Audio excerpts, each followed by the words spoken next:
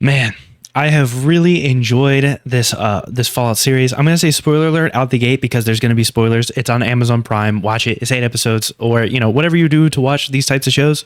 I don't care. I'm not here to judge.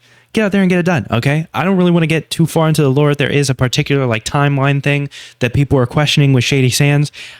I will say that this is just how I feel about it. I genuinely believe the idea that when they say the fall of Shady Sands, they're not implying that is when the bomb was dropped, just that whatever happens in this time is what leads to a bomb being dropped that destroys Shady Sands. That's how I feel. I feel that's the case if, they show Mr. House in a pre-war flashback, and also they show New Vegas, although it's like a rundown New Vegas at the very end. Who knows what they're going to do with that? I feel like it would be a complete waste to throw out potentially some of the characters or leftover remnants of factions from New Vegas just because it's Obsidian and not Bethesda. But I don't know. We'll see. There's already people crafting theories that the Brotherhood in the show is like merged with the Legion from New Vegas because of names of the characters being very Legion-esque and some of the flags having red and gold, which is the Legion colors. And though it's really fun when people start coming up with these types of theories, to be fair, it doesn't always mean that it's going to amount to anything at all. I remember when people thought when The Force Awakens came out, they're like, oh, this Snoke guy is actually a Plagueis. And it ended up being, Snoke was just some guy. Like, who gave a shit? But, you never know. What I really want to talk about in regards to this show is the vibe. And I actually, interestingly enough, when I was thinking of like talking about this, I looked up what Tim Kaine thought, and he says the same thing about the vibe of the show. It feels very Fallout. It is chaotic, it is goofy, it is serious, and you have your sketchiness of like what goes on in the vaults and different aspects of the wasteland. I mean, we have a character that comes out of a vault as like this fresh, like everything's been great for me.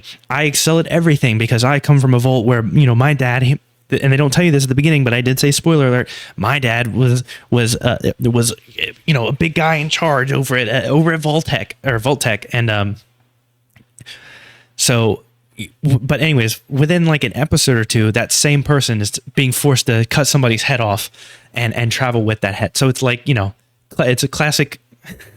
That just sounds like a regular playthrough. You intend to go out, leave the vault, acting as a good guy character, and within the second episode, you are cutting off the head of some random stranger that you pretty much just met. It's blowing up Megaton, even though you don't care about the people in Tenpenny Tower.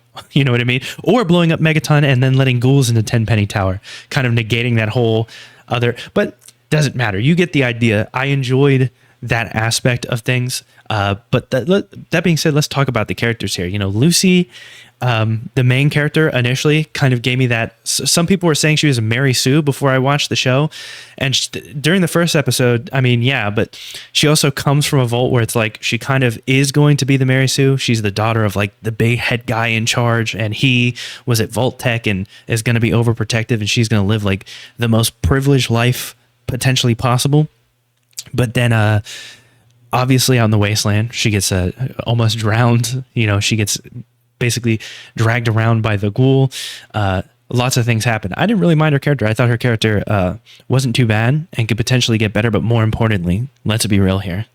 The ghoul, the one that's dragging her around, Cooper Howard, that actor, man, Walton Goggins, so good, man. I don't know who else could have played that character.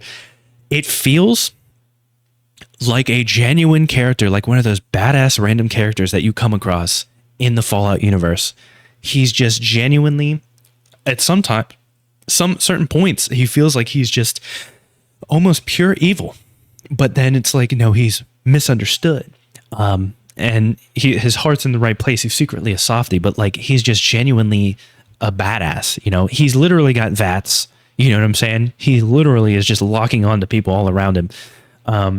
And he's got classic sayings, like the whole, when she's talking about the golden rule of the wasteland, and he says, the wasteland's got its own golden rule, thou shalt get sidetracked by dumb bullshit or whatever, which is true if you've ever played a Fallout game. And the other, wow, man, when she shoots him with the tranquilizer, and he's like, that's just a small drop in a bucket filled with a lot of drugs, or a small drop and a very, very large bucket of drugs. I think is exactly what he says. He just feels like a Fallout character, man. He genuinely, he rocks that shit. And based on his pre-war flashbacks, you can tell that he overall is a good guy, and now he's just basically adapting to this current world. And can be a bit of an asshole, but like, you know, that is the world. You got to be a little bit of an asshole. He's definitely my favorite character. I mean, anytime it was covering a section, you know, it was covering his part of the story, and it does do a lot of flip-flopping in the past, in the future, switching between characters in the future, all this. He genuinely is just the best to me.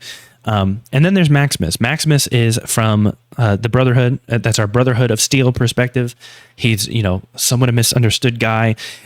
He's basically, it seems like he's going to get shit on by the Brotherhood multiple times, but he kind of just always seems to make things work by the fact that he takes control of situations, for better or for worse. You know, one of his friends gets basically boosted up to be a squire, and he, I mean, it doesn't say he did it, but it's heavily implied that he basically sabotaged them in order to prevent them from getting from being squire.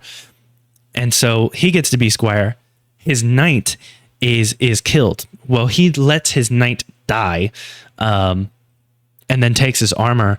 And it's kind of, you know, it's one of those things where it's like people get mad, but the people, the clerics and stuff above him just kind of view it as like this is somebody who is taking the power, you know, and they kind of hint at that whole taking power, you know, power is taken, not given.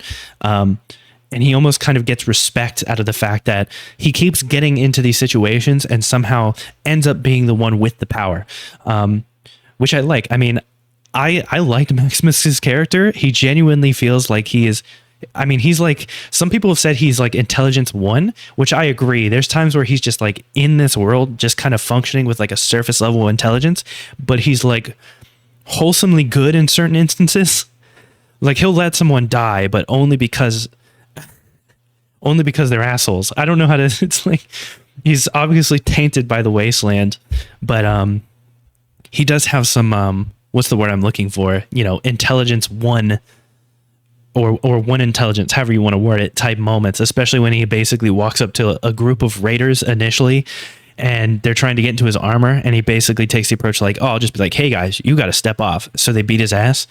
Then of course he comes back and just uses his strength, his 9 strength to beat the shit out of them, which is what he should have done in the first place. But it's, I mean, it's, I genuinely, there's many times where I was just like, yes, 100%. And the war never changes line is in the show. I knew it was coming. I literally said it to my girlfriend right before it happened. And then she looked at me like I was a fucking nerd for knowing exactly when it was coming. But the entire time I'm like explaining potential lore that could come from the game, I'm secretly hoping that because it's in California, we're going to see somehow like some legionary pop up that somehow has made it to this point in the series, like a leftover remnant. We did get leftover remnant NCR, which was a surprise, but given the timeline and a potential fall of the or Shady Sands, the NCR is kind of splintered. I want the NCR to make more of an appearance. The Brotherhood of Steel isn't super interesting to me. You know, the idea of them going out to look for relics that end up just being toasters is absolutely hilarious, but that's kind of the Brotherhood, you know, preservation of technology to an extreme degree, to a religious extent almost. There's hints at the Enclave, but there's barely anything brought up. I need to play through the Fallout games again and get all my faction lore in order, because I was also trying to remember if Mr. House, whether it's canon, you know, him living or dying. I'm pretty sure it's him living is canon, right?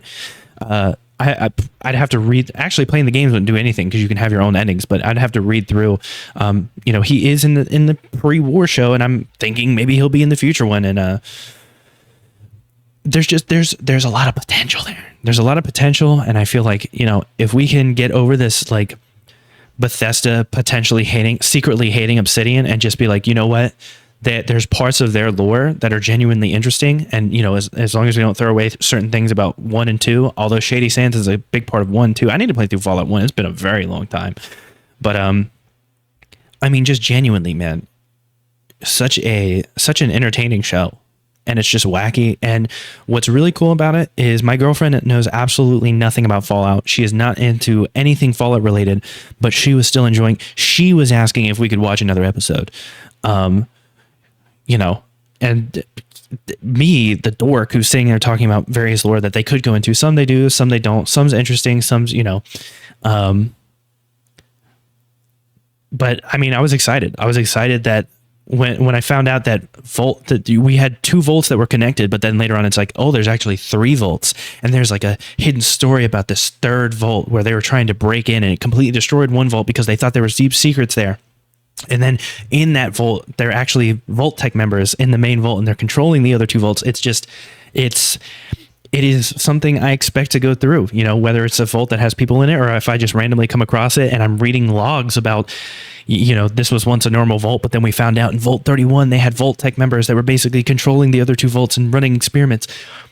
I mean, that's just Fallout to me, man. And I really, really enjoyed it. And I look forward to the 2nd season. Hopefully it does not get canceled.